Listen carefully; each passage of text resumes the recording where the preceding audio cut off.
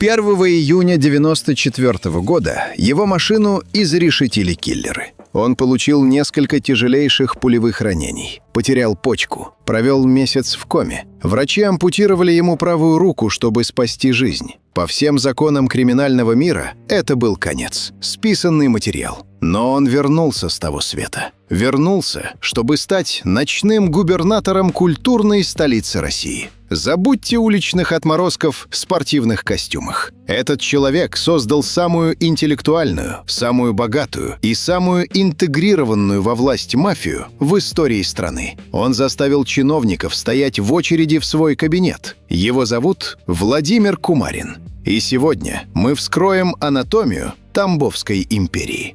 После распада Советского Союза Санкт-Петербург, интеллектуальная и культурная столица, превратился в криминальную столицу. Экономика рухнула, институты государственной власти были полностью парализованы, милиция не получала зарплату месяцами, а суды превратились в фикцию. В городе воцарился абсолютный вакуум власти, который мгновенно заполнился десятками разрозненных, голодных и жестоких банд. Малышевские, казанские, великолукские. Они убивали друг друга за контроль над коммерческими ларьками, автостоянками и проститутками. Это был кровавый хаос, где никто не думал о завтрашнем дне. Город тонул в крови, а бизнес не мог развиваться из-за ежедневного беспредела. Именно эта анархия и стала питательной средой для восхождения Кумарина. Уроженец Тамбовской деревни Владимир Кумарин начинал как вышибала в питерских барах. Но в отличие от большинства быков, у него был феноменальный аналитический ум.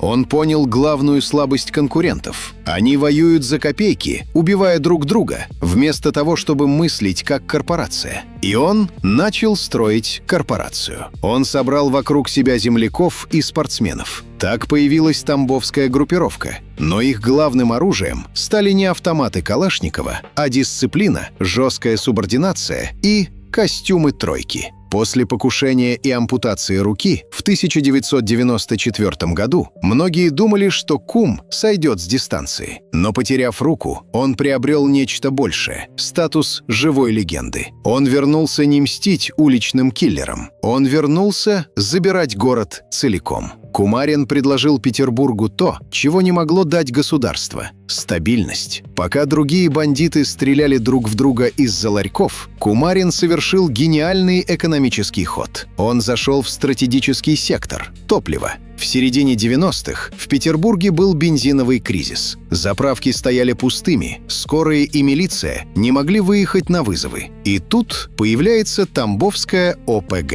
Они берут под контроль весь бензиновый трафик города. Создается Петербургская топливная компания. Кумарин, человек с криминальным прошлым, официально становится вице-президентом крупнейшей нефтяной компании северо-запада России. Тамбовские не просто продавали бензин. Они стали единственными поставщиками топлива для всего государственного автопарка, городской администрации, скорой помощи и самой милиции, которая должна была с ними бороться. Мафия буквально заправляла машины тех, кто должен был их сажать. Круг замкнулся. Это был триумф симбиоза власти и криминала. А теперь первый главный инсайт нашей истории. Снимите розовые очки. К началу нулевых годов тамбовские перестали быть бандой. Они стали первой в России корпорацией по профессиональному интеллектуальному рейдерству. Кумарин понял, зачем убивать владельца завода, если можно просто переписать завод на себя легально. Тамбовские разработали схему, которая вошла в учебники криминалистики. Они подкупали сотрудников налоговой службы, знаменитую 15-ю налоговую инспекцию Петербурга. Механика была элегантна и чудовищна. Коррумпированный инспектор просто вносил изменения в электронный реестр юридических лиц. Официальным владельцем и генеральным директором вашего ресторана, завода или магазина становился подставной бездомный, нанятый мафией за бутылку водки. На следующий день к вам в офис приходили люди в дорогих костюмах. Элитные юристы Тамбовской ОПГ. С ними были судебные приставы жертвы и легальный ЧОП. Они показывали документы с настоящими государственными печатями и вежливо просили вас покинуть ваше здание. Если вы шли в суд, там вас ждал купленный Кумариным судья. Если вы шли в милицию, милиция разводила руками, ведь по бумагам все было абсолютно законно. Мафия вооружилась ручками и печатями, и это оружие оказалось в 1000 раз эффективнее автоматов Калашникова. За пару лет Тамбовские захватили в Петербурге элитную недвижимость, гостиницы, заводы и портовые терминалы на сотни миллионов долларов. Второй инсайт кроется в том, как общество приняло эту власть. Почему Кумарина назвали «ночным губернатором»? Потому что он построил альтернативное государство, которое работало эффективнее официального. Его резиденцией стал ресторан «Золотая страна» на Владимирском проспекте. Каждый день туда выстраивалась очередь. И это были не бандиты. Туда шли легальные бизнесмены, известные артисты, депутаты Государственной Думы и обычные граждане. Если у бизнесмена не возвращали долг, он шел не в арбитражный суд, он шел к куму. Одно слово ночного губернатора, и долг возвращали на следующий день.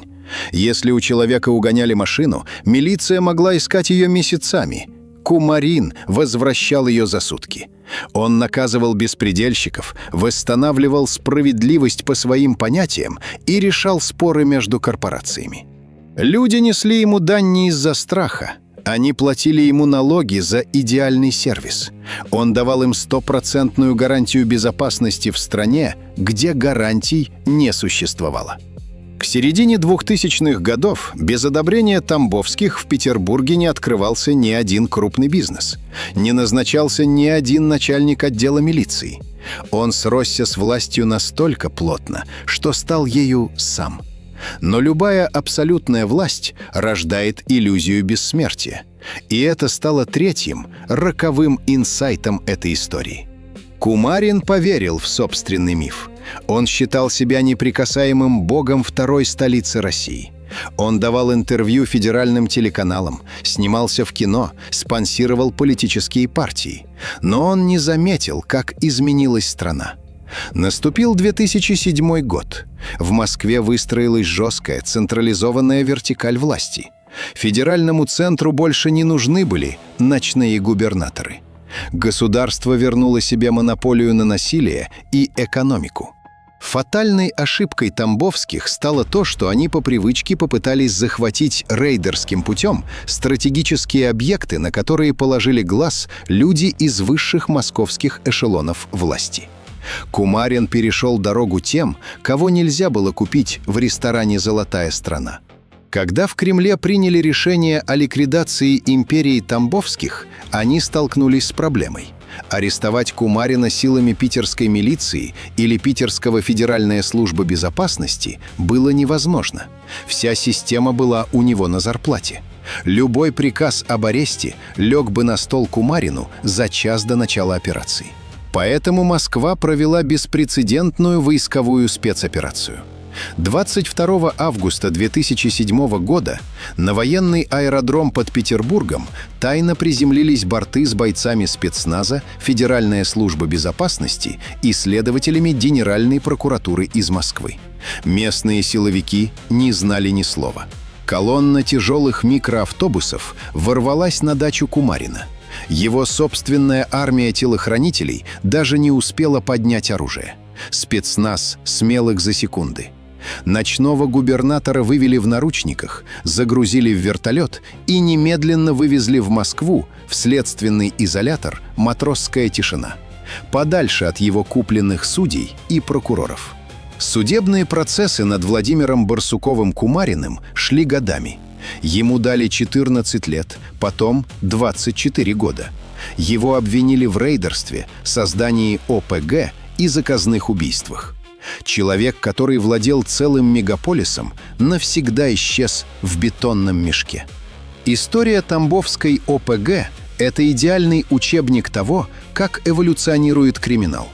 Они доказали, что печать налоговой инспекции и купленный судья могут украсть больше, чем 1000 вооруженных бандитов.